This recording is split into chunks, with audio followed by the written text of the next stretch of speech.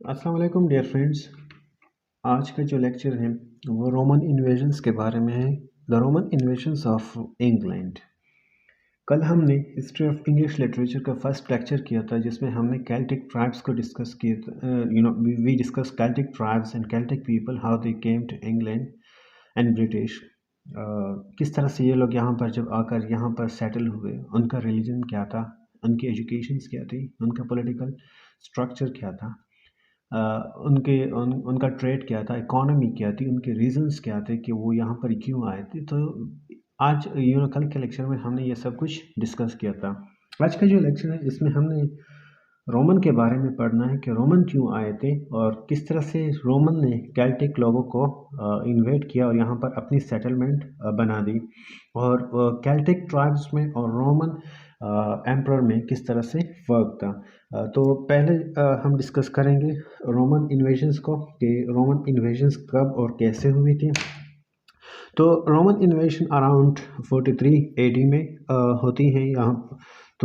यहाँ पर हम लिख लेते हैं रोमन इन्वेजन। तो ये लेक्चर 2 है और इसमें हम रोमन के बारे में पढ़ेंगे आज। तो Roman invasions of England was driven by many significant reasons. The Romans were interested in expanding their empire, gaining wealth, and asserting their powers. They saw the land inhabited by Celtic tribes as a potential source of riches and glory.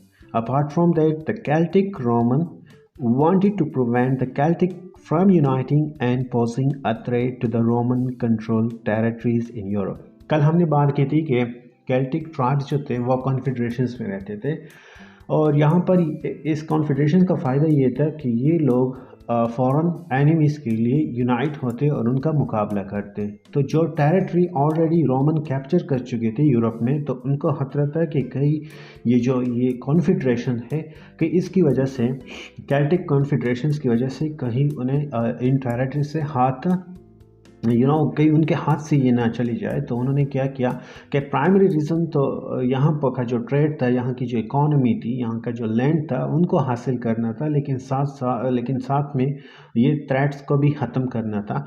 तो इस वजह से Roman आए यहाँ पर और यहाँ पर उन्होंने अपनी एक सेटलमेंट बना दी। तो सबसे पहले हम उसके पॉलिटिकल सिस्टम्स को देख लेते हैं कि पॉलिटिकल सिस्टम क्या था रोमन का जब वो लोग इंग्लैंड में आए और उन्होंने केल्टिक लोगों को इन्वेट किया, उनको कॉलोनाइज्ड किया। तो उन्होंने अपना सिस्टम बनाया। पॉलिटिकल सिस्टम क्या था? कुछ सिस्टम्स है जो हम देखेंगे जिसमें हमारे पास पॉलिटिकल है, एजुकेशनल है, सोशल है, इसके साथ साथ रिलीजियस पर भी हम बात करेंगे और साथ में हम इकोनॉमी पर भी बात करेंगे, और इनमें हम डिफरेंस देखेंगे कि ये लोग किस तरह से एक चेंज लेकर आए जो कैल्टिक लोगों को, Celtic people were the different peoples, their rules were different, their policies were different and Romans were different.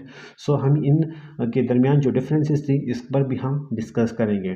तो सबसे पहले हम पॉलिटिकल सिस्टम पर बात करते हैं। सो political system of the Roman, वो क्या था? वो सेंट्रलाइज सिस्टम था। पहले हम बात कर चुके थे कि जो केल्टिक लोगों का जो सिस्टम था वो डिसेंट्रलाइज था, लेकिन रोमन जो सिस्टम था वो सेंट्रलाइज सिस्टम को फॉलो कर रहे थे। अब सेंट्रलाइज का मतलब ये था कि एक एम्परर था और उसके अपने गवर्नर्स थे या लोकल लीडर्स भी हम उसको कह सकते थे, जो डिफरेंट एरियाज़ को कंट्रोल करते थे अपने एम्परर के लिए। डिसेंट्रलाइज का मतलब ये था कि कैल्टिक जितनी भी ट्राइब्स थे, हर एक ट्राइब का अपना एक लीडर था, इंटेलेक्चुअल लीडर भी कह सकते हैं या फिर चिफ्टन्स भी हम कह सकते हैं। वो उस ट्राइब को कंट्रोल करते और एक दूसरे के साथ कॉन्फेडरेशंस में रहते हैं। तो Roman introduce a system of governance based on their own laws, own laws and institutions. They establish cities. उन्होंने क्या किया था कि उन्होंने सिटीज़ बनाए। इसके साथ साथ रोमन ने बिल्ड रोड्स भी बनाए थे, और रोड्स के साथ साथ उन्होंने फोर्ट्स को भी बनाया ताकि वो लोग मेंटेन कर सके अपने पावर को, अपनी सल्तनत को, और अपने आप को बचा सके, अपना कंट्रोल मेंटेन कर सके कैल्टिक लोगों पर, वहाँ से अपने आप को भी डिफेंड कर सके और मुकाबला भी कर सके। और इसके साथ साथ उन्होंने क्या किया था कि they appointed local leaders to oversees the administrations of the newly conquered territories. तो इस तरह से उनका जो पॉलिटिकल सिस्टम था वो इस बेस्ट पर था। केल्टिक के साथ अगर हम कंपेयर करते हैं, so Celtic society was organized into tribes that were often autonomous and had their own leaders and laws. In contrast to the Roman, they had a highly organized and bureaucratic political system. Yo in contrast अगर हम देख लेते हैं कि किस तरह से Celtic लोगों से रोमन जो थे वो डिफरेंट थे। So Roman had a highly organised and bureaucratic political system with a central government and a complex legal system and had a professional army। तो ये उनका जो था एक पॉलिटिकल सिस्टम था, क्योंकि रोमन के पास क्या थी, ब्यूरोक्रेटिक सिस्टम था और साथ में उनके पास प्रोफेशनल आर्मी थी। और यही प्रोफेशनल आर्मी, यही soldier, they were trend for the war and for the battles etcetera. अगर दूसरे नंबर पर देखते हैं तो हमारे पास सेकंड नंबर पर है रोमन का educational system. Education system definitely क्या था कि वो रिटर्न ट्रेडिशंस था। वो लोग लिटरेचर को फोकस कर रहे थे, मैथमेटिक्स को फोकस कर रहे थे, इसके साथ साथ आर्ट्स को भी, फ़िलासफ़ी को भी उन्होंने फोकस किया था। वो लोग टीच कर रहे थे और उनके पास जो टीचर्स थे, स्कूल्स बनाए थे उन्होंने, तो ये उनका एजुकेशनल सिस्टम था। Roman brought their education practices to England setting up schools. उन्होंने स्कूल्स बनाए, इसलिए किस लिए बनाए, ताकि वो टीच कर सकें, teach the children of the Roman officials and the local elites. They emphasize the learning of Latin. साथ में उन्होंने जो लैंग्वेज में पर फोकस किया तो लैटिन एंड ग्रीक पर उन्होंने फोकस दिया। केल्टिक के अपने लैंग्वेजेस थे, अपनी मल्टीपल लैंग्वेजेस थी केल्टिक लोगों की जो फॉलो कर रहे थे, लेकिन जब रोमन यहाँ पर आए तो उन्होंने ग्रीक एंड लैटिन को प्रमोट किया। और इसके साथ साथ उन्होंने जो चंद सब्जेक्ट थी जिसमें से लिटरेचर भी है, जो प्रोमिनेंट सब्जेक्ट थी उसमें लिटरेचर था, मैथमेटिक्स थी, मैथमेटिक्स, और मैथमेटिक्स के अलावा फ़िलासफ़ी को भी वो लोग टीच करते थे। तो ये जो था, और सबसे अहम बात जो थी, ये उनका रिटन ट्रेडिशन था। केल्टिक लोगों का जो था वो ओरल ट्रेडिशन को फॉलो कर रहे थे, जबकि रोमन जो थे वो रिटन ट्रेडिशंस को फॉलो कर रहे थे। और इस तरह से हम कह सकते हैं कि उनके एजुकेशनल सिस्टम में और केल्टिक एजुकेशनल सिस्टम में बहुत ज़्यादा फ़र्क था, क्योंकि Celtic जो थे had an oral traditions and passed down their knowledge and stories through storytelling and poetry. Roman had a more formal system of education with the schools that taught reading, writing and rhetoric as well as philosophy, mathematics and so many other subjects as well. तो ये उनका educational system था। Third number पर अगर हम देखते हैं कि उनका सोशल सिस्टम किस तरह से था, सोशल सिस्टम पर बात करते हैं, क्योंकि हर एक एज की अपना एक सोशल सिस्टम होता है जिसको समझना इंतहाई ज़रूरी है। सोशल सिस्टम अगर हम देखते हैं तो रोमन का जो था वो हायरार्किकल सिस्टम था, और उनमें आपको क्लास डिविजन्स देखने को मिलेंगी। क्लास डिवीज़न, उनकी जो सोसाइटी थी वो डिवाइडेड थी between the रोमन सिटीज़न जो सोसाइटी के एट द टॉप पर तस्वर किया जाता था, एट द टॉप पर उन्हें तस्वर किया जाता था, और इसके बाद सेकंड नंबर पर जिन लोगों का नंबर आता था वो थे नॉन सिटीज़न